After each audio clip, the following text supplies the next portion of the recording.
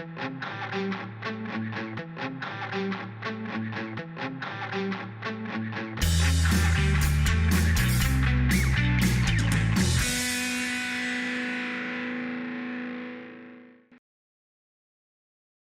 and welcome to an episode of FinTech Focus TV with me, Toby Babb, and today for the very first time in the studio, but third time on the show, in his third guise, Ollie Cadman. How are you? Nice.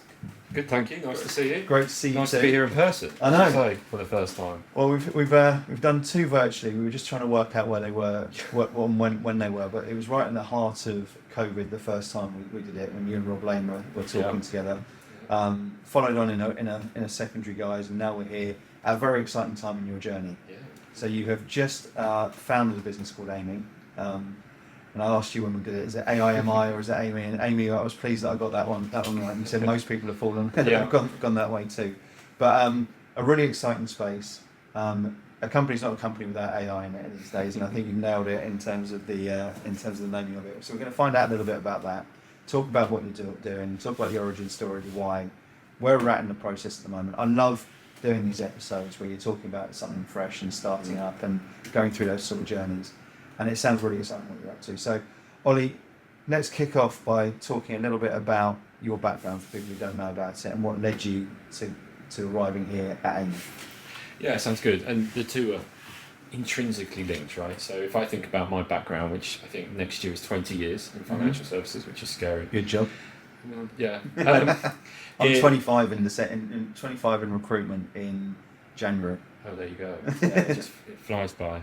And it's always been in front office, data, connectivity, trading, infrastructure, right? So started at the London Stock Exchange, looking after market data feeds and delivery. It was a few years at JP Morgan in electronic trading technology, and then a couple of other exchanges, and then into the fintech world. Yeah. Right? And, touched on Vela 4.5 years, all front office, gateway, order execution gateways, feed handlers, etc.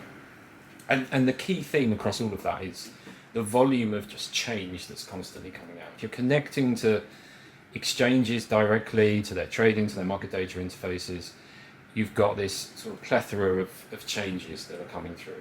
And if you look at it on an individual basis, it's not actually that huge, and quite rightly exchanges are allowed to change their APIs and upgrade, change their business, their trading platforms, etc.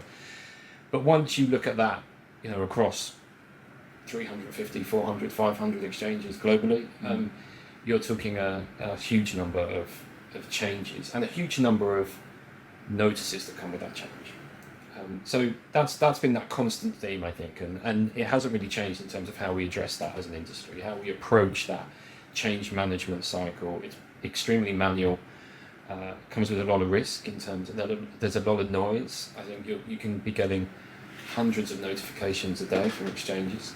And so we started to really think about how could we do that differently in a new world with some of the technology developments. What prompted you to have that thought process? It's a good question. This is something I've thought about doing for quite a while. There's been, when I've worked, worked with banks, in banks, vendors, etc., looking at exchange services, there's no standardization there. There's no taxonomy or apples for apples in terms of how how one exchange describes their system versus another.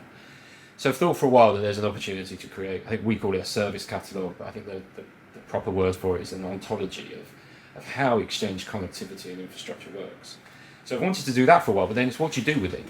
And actually it's the generative AI piece that I think sort of is that missing piece for the puzzle, which is being able to then use that to interpret and understand what is fundamentally unstructured data, data in PDFs and websites and everything else. An idea that's been brewing for a while seems to come together.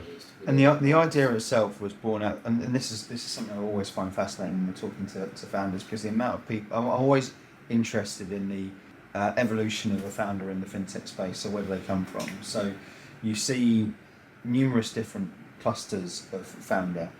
Some of them are techies who come up with something and they're pegged with that product comes into it, and the issue you generally tend to have is how does it commercialise, and they need someone around that who can do it. And there's rare founders who are very good technically who can then actually take that product and turn it into something which is commercial and saleable at the same sort of time.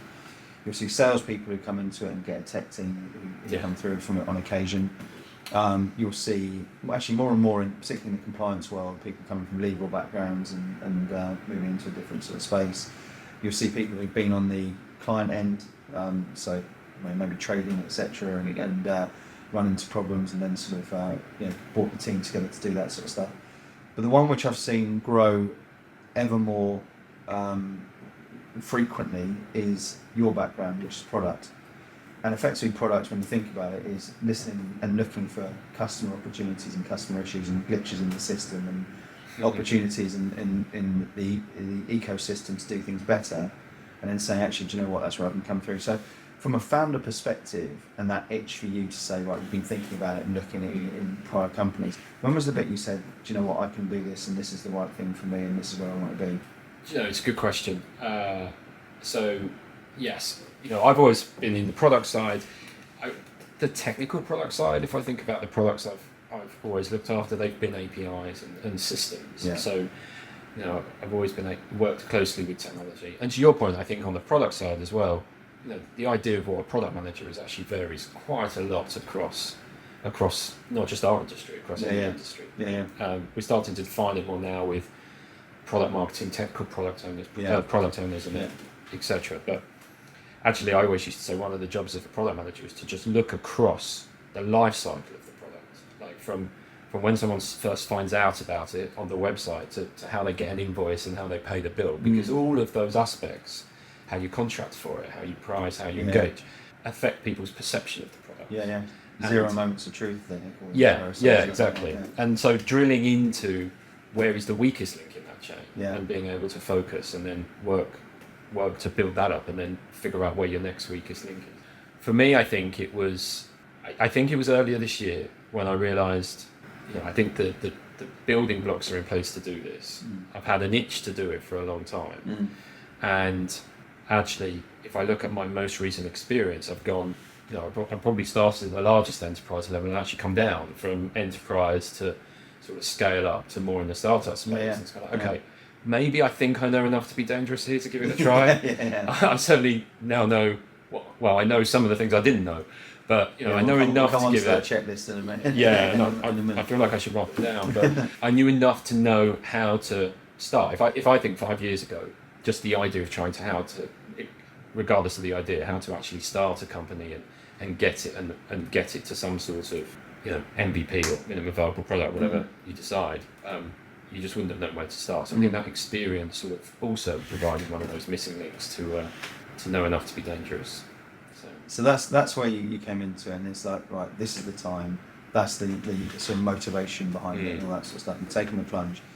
Talk to me about a little bit about the sort of issue and how AiMi fits into solving it.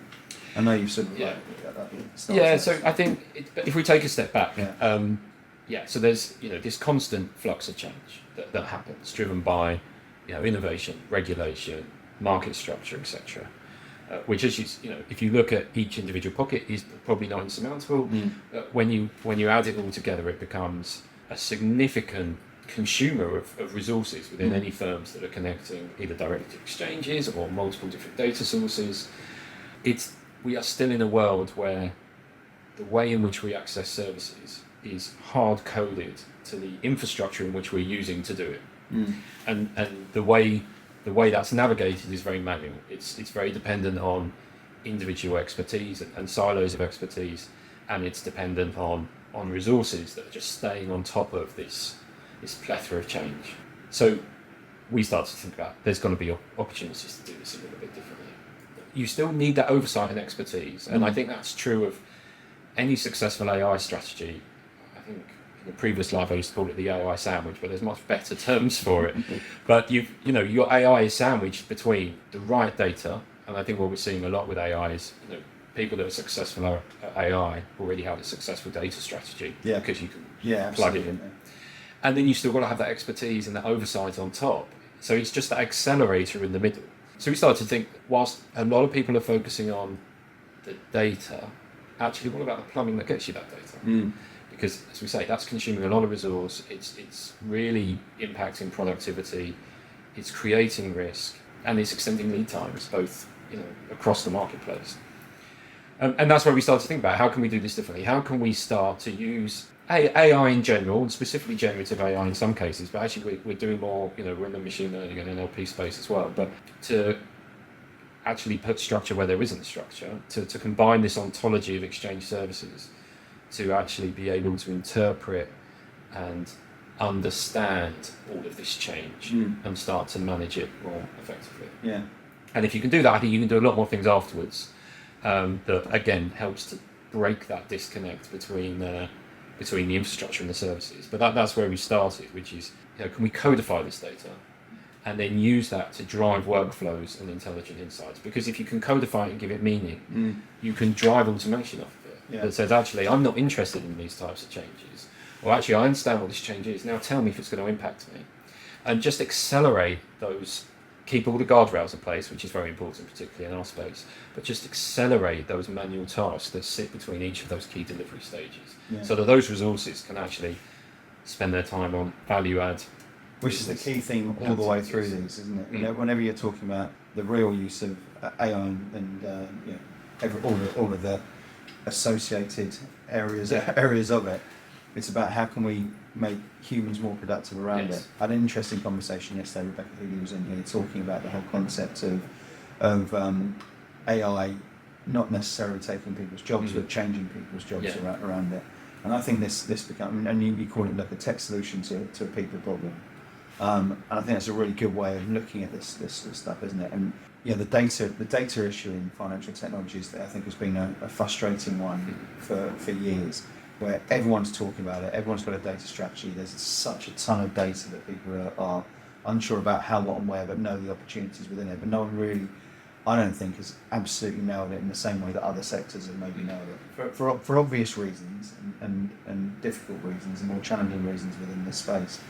But I think we've got this inflection moment right now, and this collision of various different areas of tech that allow us to do something so much better with data, that allows us to be, the predominant issue, which is to increase productivity.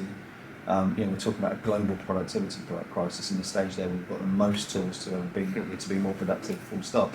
So what does it look like, and where are you at with it at the moment? And how do you take this sort of issue and add real value to the companies who you're talking to now?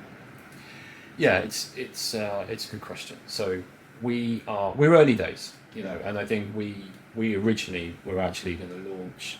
We were going to launch a little bit later, but we were having so many good discussions with clients. I always say we've bits of your own success. Well, not hopefully. That would be a champagne problem, I suppose. But I always say we've spoken to 20-25 different clients, people, etc.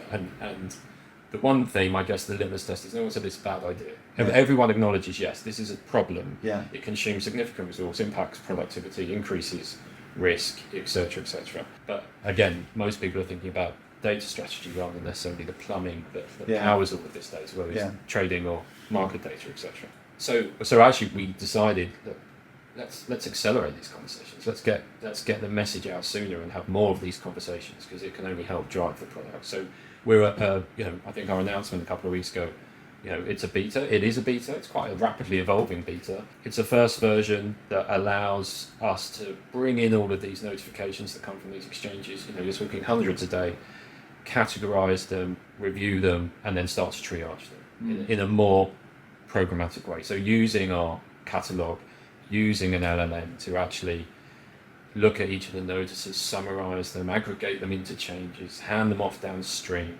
So coming from a product where we talk about jobs to be done as a framework, like what's the job that we're focusing on? The job that we're focusing on at the moment is the monitoring and project management of change across exchanges. The next job is then actually the implementation of that change. There's no, we are talking to clients about taking that further to, can we, if we understand the change in a programmatic way, can we then look at the impact of that change on you in a programmatic way? Do you actually use this data? Do you use this field, etc.?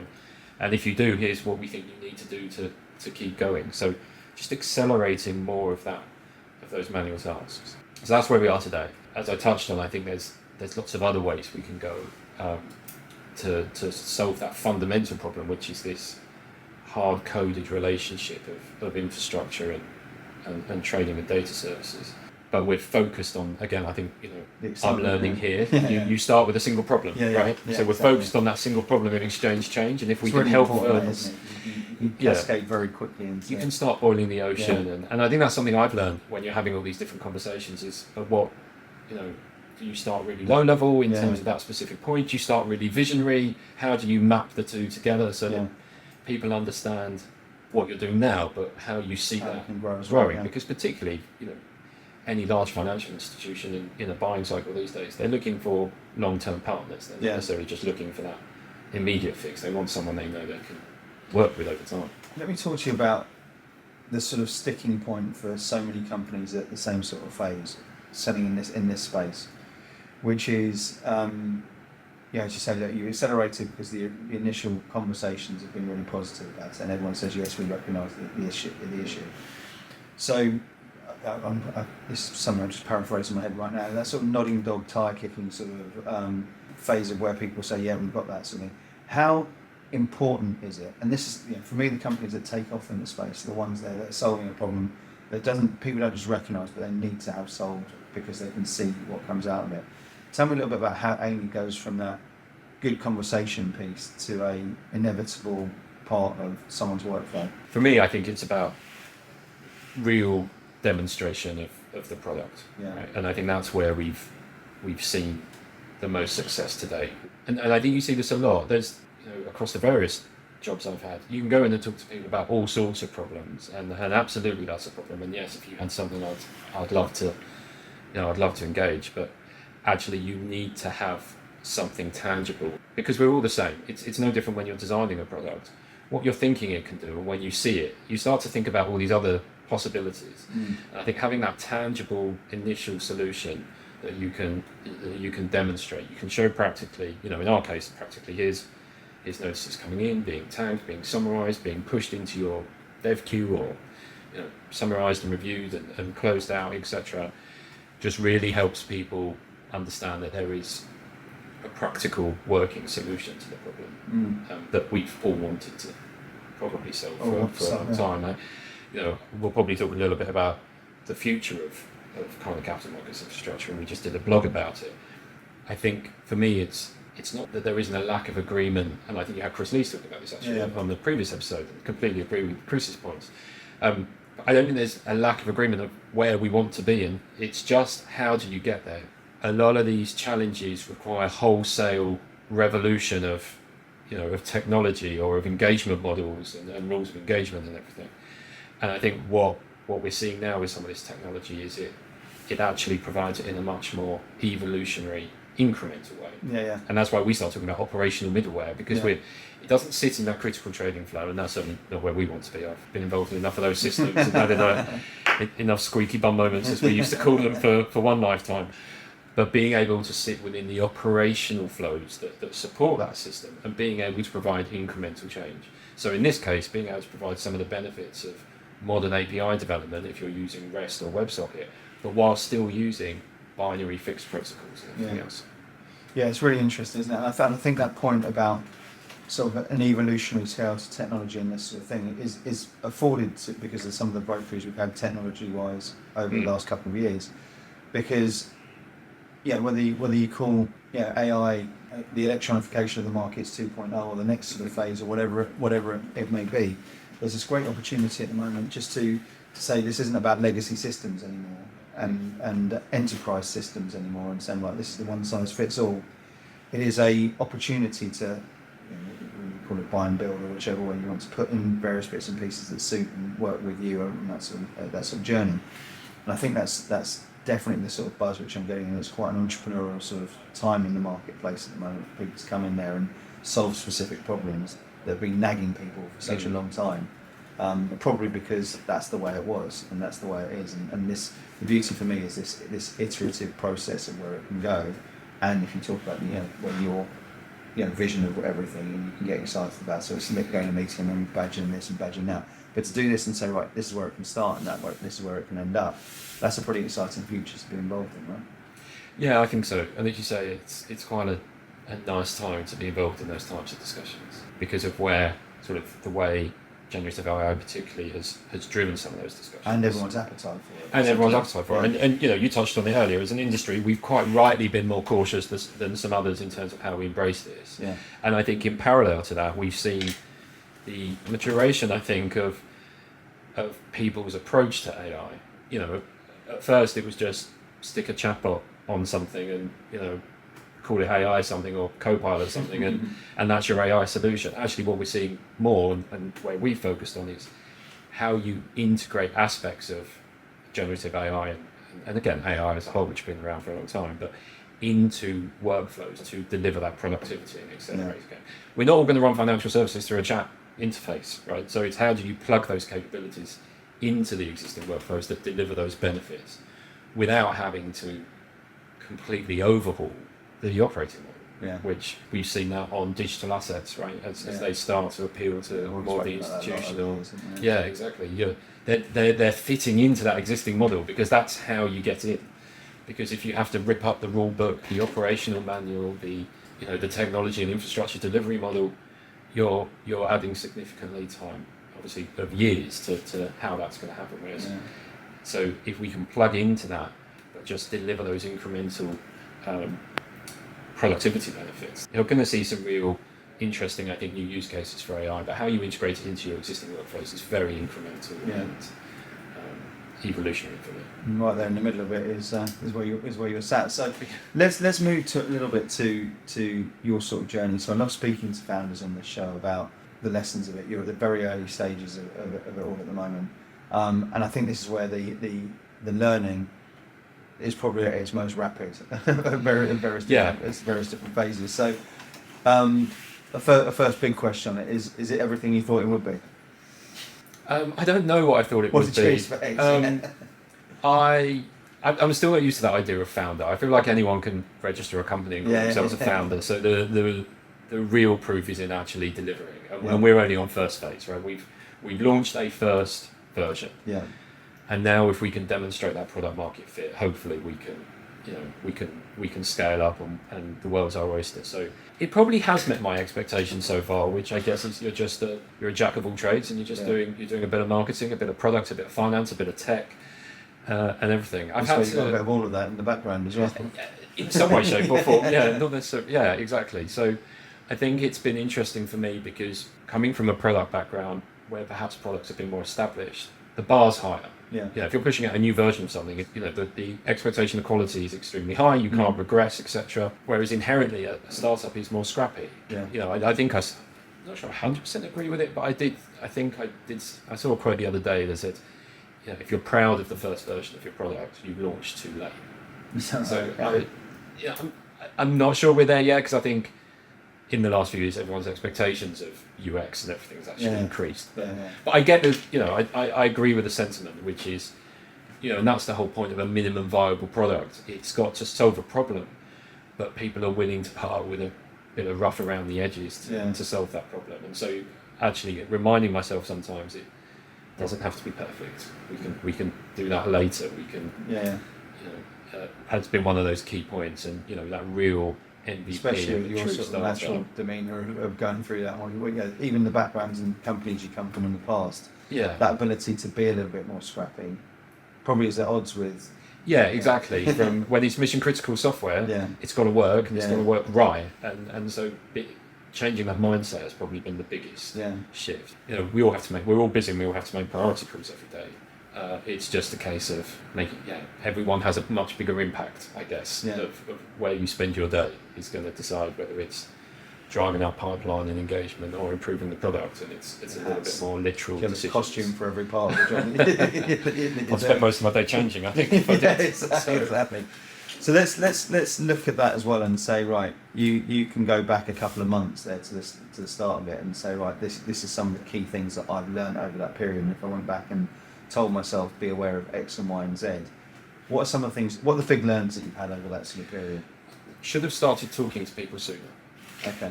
There was by people you mean just the market. Just engaging with the market. I think earlier. Again, I think I'm going to blame my background, but we've always been a little bit secret squirrel and competitive around not coming out too soon. But actually, you can't And I used to say this when I used to run product teams. Product don't go away and build a product in a dark room. They don't go away and go, oh, we've got all the solutions. It's from talking to people and getting feedback, and that also, as I'm learning when you're starting from scratch, really helps shape out how you talk about the product. Again, the more you talk to people about it, the more it sort of helps you figure out how to do it. So I inherently wanted to wait until we had some sort of first version before really engaging with people, but actually should have just engaged on the idea, because that's what you would normally do if you had an idea. I think it's just when you tie it to a company, it sort of... And you're right about that sort of like shield your homework sort of thing, isn't it? That it's, don't want to play your card too early. Yeah, exactly. And I think people get very protective about it, probably for right reasons around that as well. But I think, and I've said this a few times recently, that I think the industry is becoming a lot more collaborative. Yes. And the ability for that sort of conversation to then drive efficiency. And if you're there and that's all you're in, the chances are that you're still going to get it and get more out than you give away anyway at the same sort of time. Yeah, exactly. And actually, generally, and I've been very lucky, I've found this, is people do generally want to help. Yeah. So absolutely. The sooner you're out there having those conversations, the sooner you've got, one, more validation of the idea and what you're doing, but two, just a wider support network of people that can help you along the way, because you can't do it on your own. 100%. So there's a fair few people who I still think of now who were incredibly important to me when we first started the business out. So that's people before we'd started, during those early bits and pieces, and actually having some advice from people there who would be, in effect, competitors at various different stages. And so whenever I've had someone reach out and do that now, I'm always really keen to give that sort of thing back, because that ability to have those conversations and to continue to have those conversations and to do that, and there's so many different sort of groups you can do that in these days as well. It's just incredibly useful, isn't it? So I absolutely agree with that. Anything else that you sort of I think pick from your list? Ask me again in 2 months' time. It'll be another set of learns. Yeah, exactly. I think that's the main one that jumps out now. Yeah. I do think every day, and maybe I should write them down, because I do think every day actually would have done that now.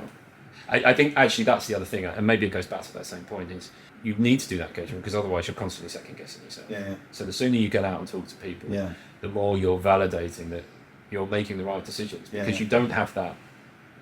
It's not just me. There's people for me to lean on, and that's one of the things I wanted to do from the beginning for exactly that reason. Yeah. But the more people you can engage with, the more you're making the right decisions, because you have to make a lot of decisions. Yeah. And that you're going to make some bad ones. Yeah. And it's the sooner you can figure out which one the bad ones are, the sooner you can correct. You're putting together quite an interesting team as well, aren't you? And advisory team and everything else around that as well. So good to be able to bounce those things around there as well. Yeah, exactly. I think that's one of the things I did say to myself from the start. You're not going to be able to do this on your own. Yeah. None of us.